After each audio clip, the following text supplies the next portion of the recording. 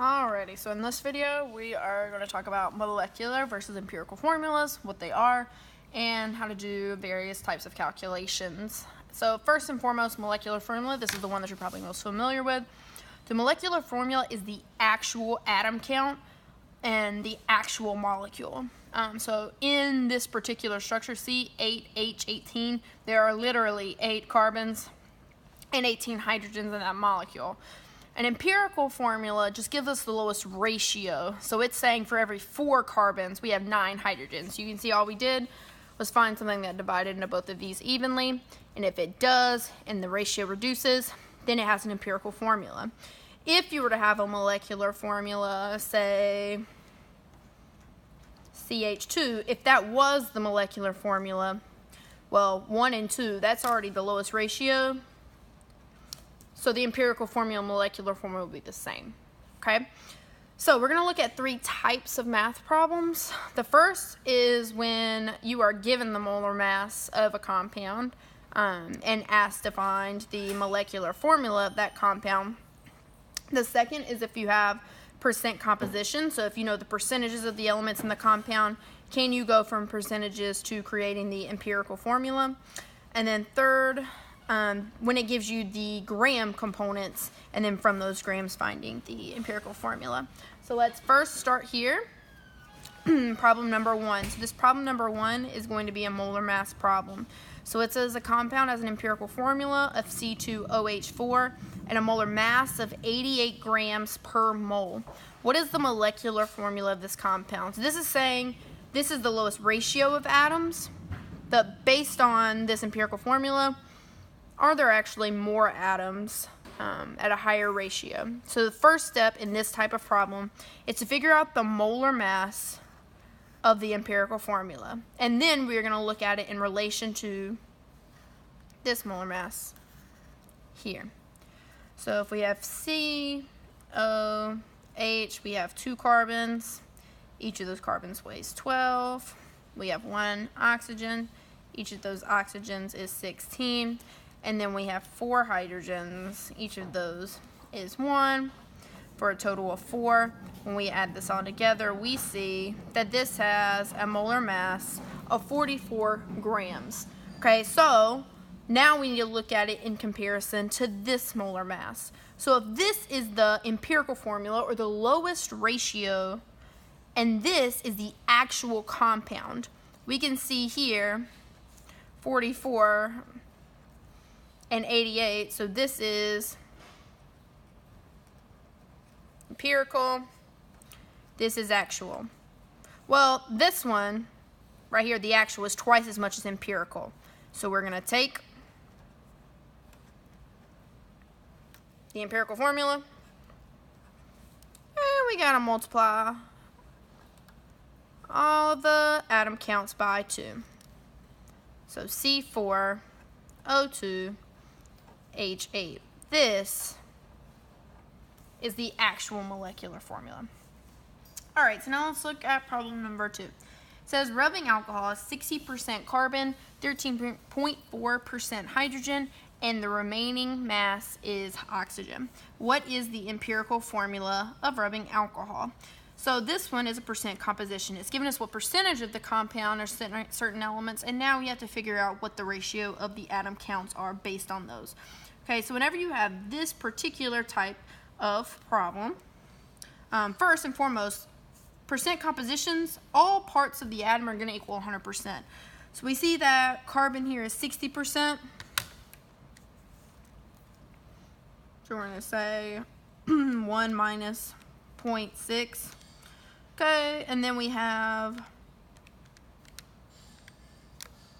so that means the remaining 26.6% is going to be oxygen. Okay.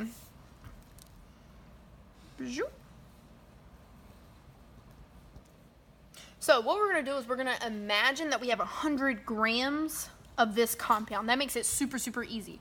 So if we have 100 grams, that means 60 grams is carbon.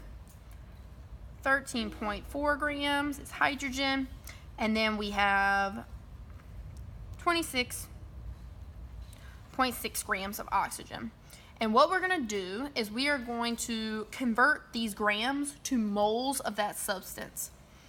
So here we do this by converting using molar mass. The molar mass of carbon is 12. So 60 divided by 12. So this is 5 mole carbon. So here, 1 mole of hydrogen, 1 gram. And then oxygen, each of those oxygens is 16 grams. So then 26.6 divided by 16 equal to 1.66. Okay, so now what you're going to do is, again, we're trying to figure out ratios here. So you're going to look at these and you're going to pick the lowest mole, which is this one. And you're going to divide all of the other numbers by that number.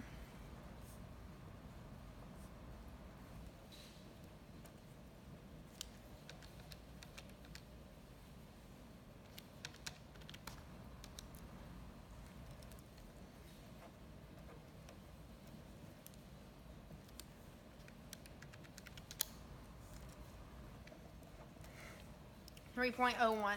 So we can see here, these right here, this is pretty much 3, this is pretty much 8, and this is 1. These are all whole numbers. These aren't fractions. So this is actually going to tell us our ratio. So this is saying that we're going to have 3 carbons, 8 hydrogens, and 1 oxygen. And that would be my answer. That's my empirical formula. Okay, so finally, the last type of problem. A compound contains 0.783 grams of carbon, 0.196 grams of hydrogen, and 0.521 grams of oxygen. What is the empirical formula? So we're actually going to do very similar to what we did here. Really, the difference between this one and this one is that this one we just assume we change the percentages straight up to grams. This one, we've already done that. So we're going to take out the amounts we see. So 0.783 grams carbon, 0.196 grams of hydrogen, 0.521 grams of oxygen. And we are going to again convert it to moles. So we have here 1 mole, 12 grams, and when I put that in the calculator, 0.065 here, so this is 1 gram, this is 1 mole equals 0.196 mole. This one here, so we have 16 grams, 1 mole, and then we plug that in the calculator, we get 0.033 moles. Okay, so just like we did here, we're going to pick the one that's lowest, which looks like this 0.033.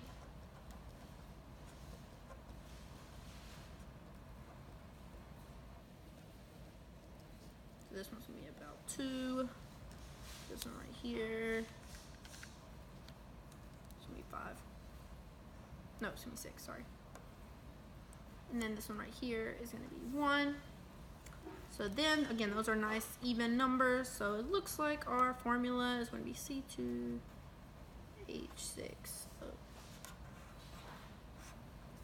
There we go.